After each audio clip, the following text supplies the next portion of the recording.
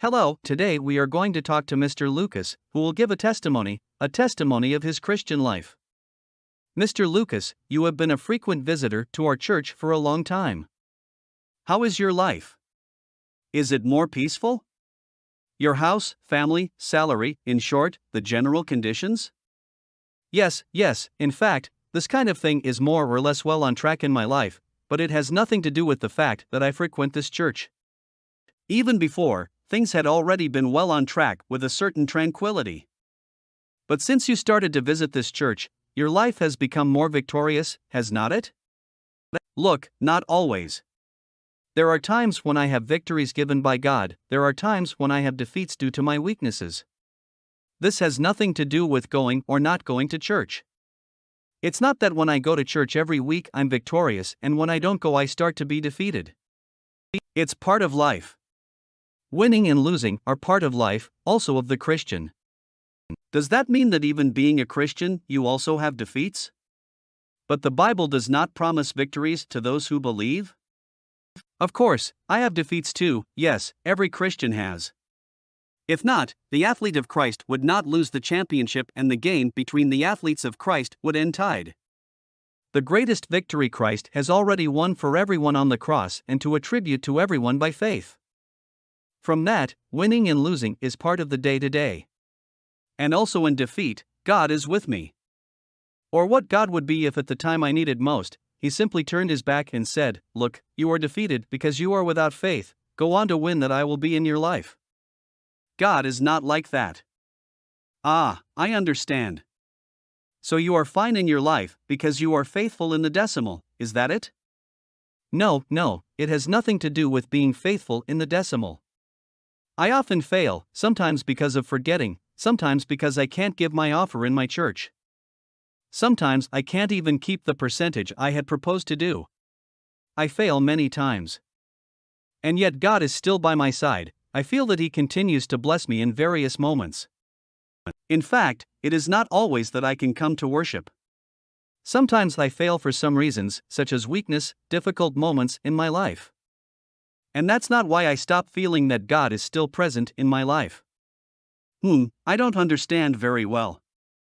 You mean you are fine, even though you are not always faithful in the decimal, and even though you don't always get it every week in the church?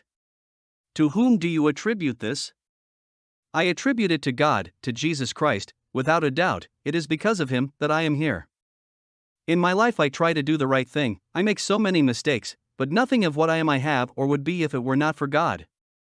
I can only attribute everything to Him. So you mean going to church is not important? Of course it is important, it is fundamental. There is even a commandment, the third, to sanctify the day of rest. In a biblical invitation, do not stop congregating. It is essential to attend a Christian church, to receive the word, to receive the sacraments, to be in communion with other people, to let the words enter through the ears that we ourselves would not be able to see, think, reflect alone, and that someone else, a minister, can tell us, advise us. There are many benefits, many good things to attend a church. And everyone who says he is a Christian and wants to be a Christian should, with all joy, try to attend a Christian church regularly. Right. Do you agree with the phrase, "What is of God man has no strength to do, but what is of man God does not move a straw"? No, I do not agree with that phrase. The Bible says that it is God who does in us both wanting and doing. There are things that we need to do, our responsibilities, but it is not like that what is of man God does not move a straw. Man cannot move a straw alone if it is not for God. So it is better for us to think that way, as the Apostle Paul said, "Everything I can in the one who strengthens me." Everything that is of God, everything that is of man, everything is His, and He wants to drive us in this faith that we have to live and do at will. To finish, what is the message that you leave for people who face problems in their life? I believe that one of the best biblical verses for this is to remember Psalm 37. Deliver your way to the Lord, trust in Him, and the more He will do. Believing and trusting in God, this is the greatest and best prosperity, joy, security that a person can have.